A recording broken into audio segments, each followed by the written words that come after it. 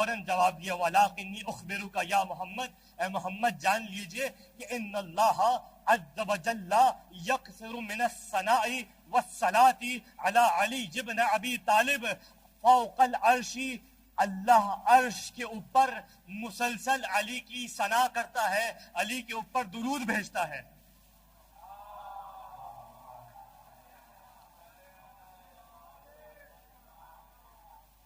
میں نے کیا کہا؟ مومن کی انتہا کیا ہے کہ ملائکہ اس کی آواز سے معروف ہو جائیں، مانوس ہو جائیں، لیکن امیر کائنات کا کمال کیا ہے کہ فاشتاق العرش الی علی بن ابی طالب۔